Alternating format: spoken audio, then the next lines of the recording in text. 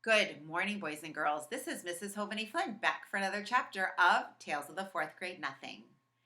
Today's reading strategy is called Important Facts. And as you're listening to today's chapter, I want you to be thinking about what are the important facts that the author is telling us throughout the chapter. For example, the author will tell us important facts, but then the author will also give us extra scenes or transitions to get us through the chapter. But by the end, it's always good to be able to tell someone what were the important things that happened in that chapter. So today, that's what I want you to be listening for. And at the end of this chapter, I'm going to be asking you to summarize the important facts of this chapter in about 2 or 3 sentences.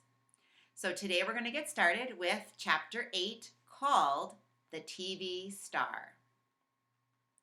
Aunt Linda is my mother's sister. She lives in Boston.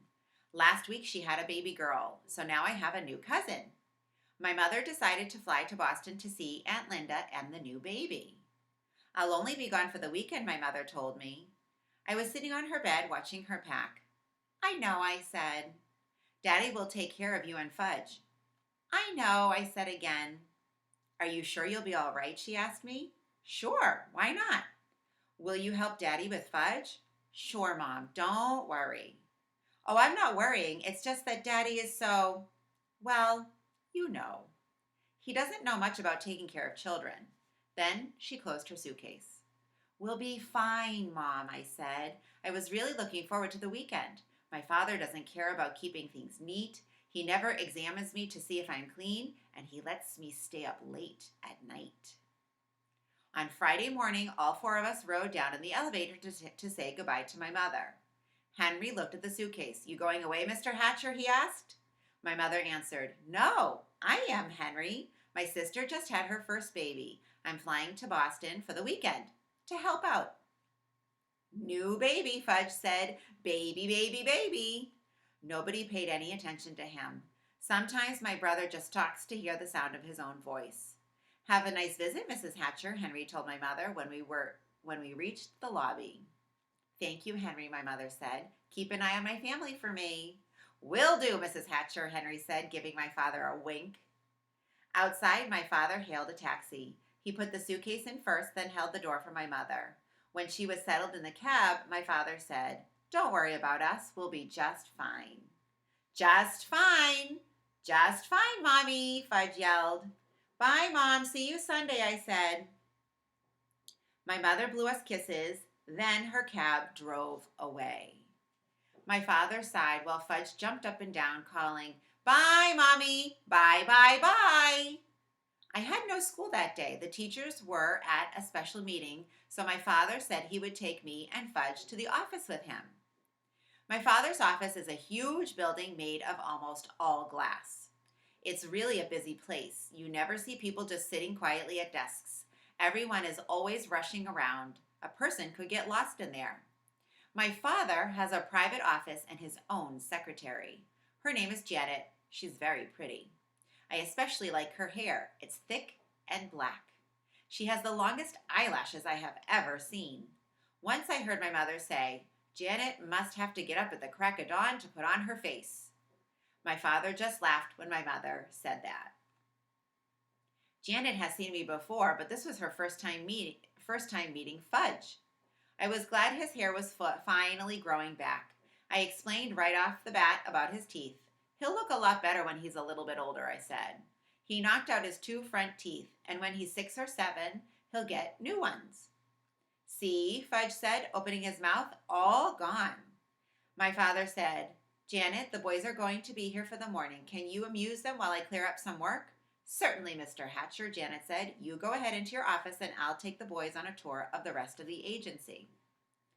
As soon as my father went into his private office, Janet took out her pocketbook.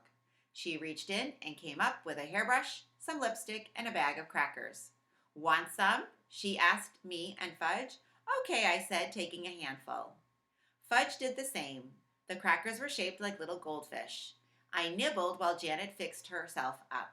She had a big folding mirror in her desk drawer. She set it on top of her desk and went to work on herself. When she was finished, she looked exactly the same as when we came in. But I guess she didn't think so because she said, That's much better. Then she pulled put all of her stuff away, and took me by one hand and Fudge by the other. We walked down a long hall through a doorway and into another section of the agency. We came to a room where there were a bunch of kids with mothers.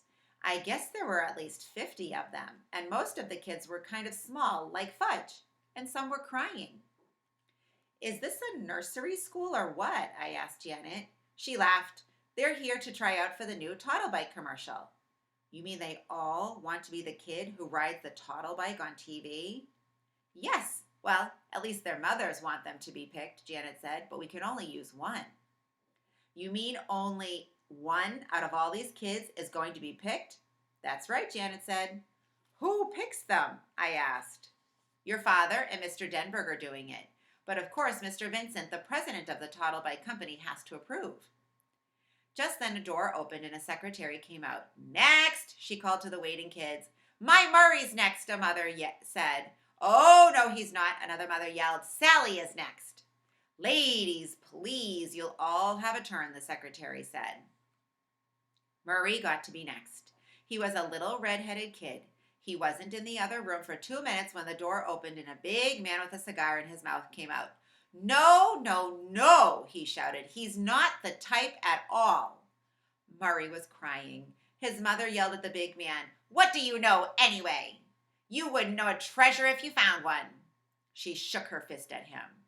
Janet whispered to me, "That's Mr. Vincent, the president of Toddle Bike." Mr. Vincent walked to the center of the room. He looked around at all the kids. When he looked over at us, he pointed and called, "There he is. That's the kid I want." I thought he meant me. I got excited. I could just see myself on TV riding the Toddle Bike. All my friends would turn on their TV sets and say, "Hey, look, there's Peter." While I was thinking about what fun it would be, Mr. Vincent came to us and grabbed Fudge. He lifted him up. "Perfect," he cried. "He's perfect." The mothers who were waiting packed up their kids and left right away. Mr. Vincent took off with Fudge in his arms. Janet chased him. She called, "But Mr. Vincent, you don't understand." I ran after Janet. Mr. Vincent carried Fudge into the other room. He announced, "I have found him myself, the perfect kid to ride the Toddle Bike in my new commercial." Mr. Vincent put Fudge down and took the cigar out of his mouth. There were 2 other men in the room. One of them was Mr. Denberg. The other one was my father. "Hi, Daddy," Fudge said. "George," my father told Mr. Vincent, "this is my son. He's no actor or model. He can't make your Toddle Bike commercial." "He doesn't have to be an actor or a model. He's perfect the way he is," Mr. Vincent insisted. "Now look, George. We want to make the best possible commercial for your company, but Fudge cannot be the boy to ride the Toddle Bike." "Now listen here, Hatcher," Mr. Vincent raised his voice. I wonder why he called my father Hatcher, just like Mr. Yarby did. Mr. Vincent pointed to Fudge. "Either that kid rides my Toddle Bike or I take my account to another advertising agency. It's that simple." My father looked at Mr. Denberg. "It's your decision, Warren," Mr. Denberg told my father. "I don't want to be the one to tell you what to do." My father picked up Fudge and held him on his lap. "Would you like to ride the Toddle Bike, Fudge? It's just like the one that you have at home." "Why are you asking him?" I said. "What does he know about making commercials?" My father acted like he had forgotten I was even around. "I'm thinking, Peter," he said. "Please be quiet." "Well, Hatcher," Mr. Vincent said, "what'll it be? This kid of yours, or do I have to move to another agency?" I remembered how my father lost the Juicio account because of Fudge. Now maybe he would lose this one too, and I don't think he can afford this. Finally, my father said, "All right, George, you can use him. On one condition, though." "What's that, Hatcher?" Mr. Vincent asked. "The commercial has to be made this afternoon. After today, my son Fudge will not be available." "That's fine with me, Hatcher," Mr. Vincent said. "Is he going to get paid?" I asked my father. "I'll worry about that, Peter," my father said. That probably meant yes. He'd be paid and have lots of money in the bank, and I'd have nothing, and someday I'd have to borrow from him. No, wait, never. I'll never borrow money from Fudge. I'll starve first. How can I at least watch when you make the commercial, I asked. Certainly, my father said. You can watch the whole thing. I turned to Mr. Denberg. Will Fudge be famous? I asked. No, not famous, but a lot of people will think he looks familiar, Mr. Denberg said. I turned to Mr. Vincent. Do you know he has no front top teeth? That's part of his charm, Mr. Vincent said. He cut off his hair, all of his hair, 2 months ago. Well, he looks fine now, Mr. Vincent said. He can't even talk in long sentences yet, I told everyone in the room. He doesn't have to say a word, Mr. Vincent told me. I couldn't think of any other reason why Mr. Vincent should not use Fudge in his Toddlebite commercial. It was settled. Soon Fudge would be a famous television star, and I would be plain old Peter Hatcher. 4th grade nothing. Let's begin right after lunch, Mr. Denberg said. We should get it filmed in about 2 hours. While my father and Mr. Denberg worked out all the arrangements, I asked Janet where the men's room was. She walked me to it. I told her thank you and that she didn't have to wait. I would find my own way back. When I was safely inside, I looked at myself in the mirror. I wish Fudge had never been born, I thought. Everything good always happens to him. If he had to be born, I wish he could be 9 or 10 like me. Then Mr. Vincent wouldn't want him to be the one to ride the toddlebike in his commercial. Janet sent down to the coffee shop for some sandwiches and some drinks. After we ate, we all walked to another section of the agency where the cameras were set up. A make-believe street scene was the background. The toddlebike was shiny red. My father told Fudge all he had to do was ride it around. Fudge liked that. He zoomed all over the place. Vroom, vroom, vroom, vroom, he called. My father, Mr. Vincent, and Janet sat on folding chairs and watched the action. I sat on the floor, at my father's side. Mr. Denberg was the director. He said, "Okay, Fudge, we're ready to begin now. You ride the toddlebike where I tell you to, and I'll take a picture of you doing it. All right?" "No," Fudge said. "What does he mean, Hatcher?" Mr. Vincent asked. "Why did he just say no?" My father groaned. "Look, George, using Fudge was your idea, not mine." Mr. Denberg tried again. "Okay, Fudge, this is it." The cameraman said, "Start writing this way. Ready, set, go." Fudge sat there on the toddlebike, but he wouldn't pedal. "Come on, kid, let's go," the cameraman called. "Nope, don't want to," Fudge answered. "What's with this kid, Mr. Hatcher?" the cameraman asked. "Fudge," my father said, "do what the nice man tells you." "Nope, don't have to." Janet whispered to my father, "How about some cookies, Mr. Hatcher?" "Good idea, Janet," my father told her. "I have some Oreos right here," she said, patting her pocketbook. "Shall I give them to him?" "One at a time," my father said. Janet walked across the room to Fudge. He was still sitting on the toddlebike. "If you do what the nice man says, you can have a cookie," Janet told him. "Show me," Fudge said. Janet held up a box of Oreos. She was really well prepared, I thought. She must eat all day long, what with the crackers shaped like goldfish and a whole box of Oreos, too. I wondered what else she had in that pocketbook. "Give me," Fudge said. Janet held up one cookie.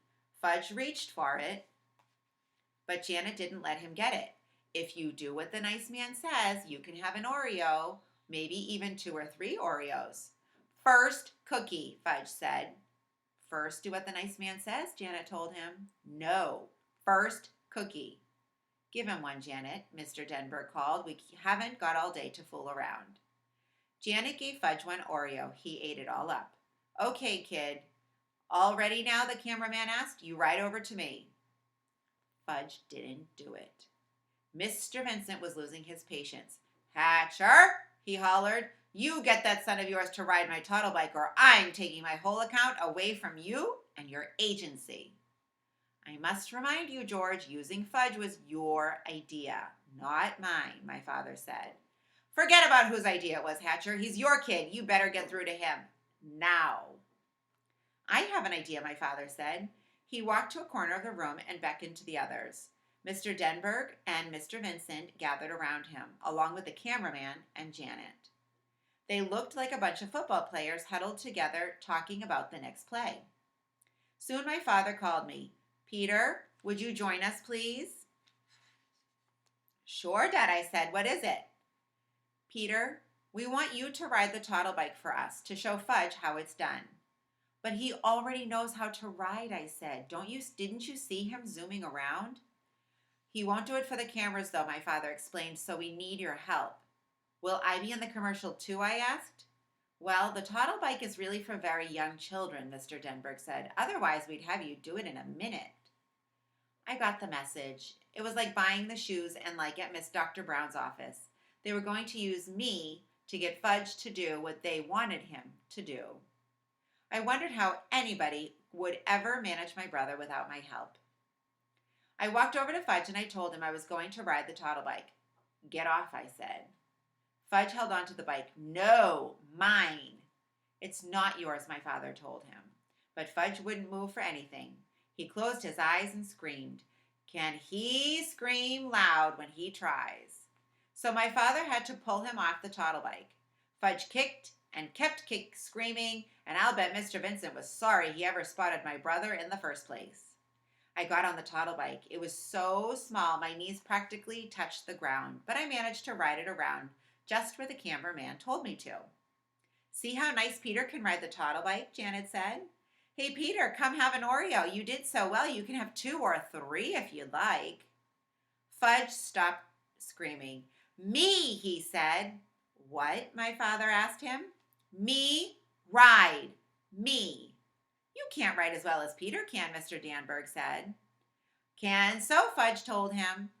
I don't think so, Mr. Denberg said. You already had a turn and you didn't do what I told you to do. Me! You want to try again, my father asked.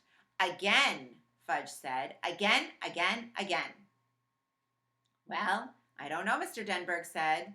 Well, Mr. Vincent said, chewing on a cigar. Well, the cameraman said, scratching his head. Please, Fudge begged.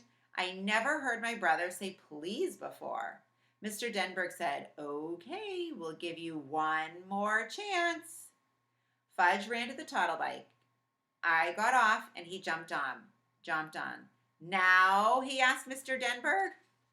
Now, Mr. Denberg said, ride this way, Fudge, over here toward me. Fudge did as he was told. Just like Pita, he said. See? Just like Pita. Janet gave me a kiss on the cheek. You saved the day, Peter Hatcher, she said. When she wasn't looking, I wiped off my face. Her kiss was too juicy. So that's the end of our chapter, and this is the time where you need to think to yourself, what happened in the chapter? What were the most important things that happened in the chapter? And when you share about the chapter with someone, it's not that you tell the whole chapter all the way through. You just pick the most important facts of what happened. And that's one of our reading strategies that we practiced today. Boys and girls, thank you for joining me. This is Mrs. Jovane-Flynn. If you would like to subscribe to my channel below, please click on the subscribe button, and that way you will be notified whenever I put up new videos of new stories or new recipes. I want to wish you a wonderful day. Please come back tomorrow for tomorrow's chapter. Bye-bye.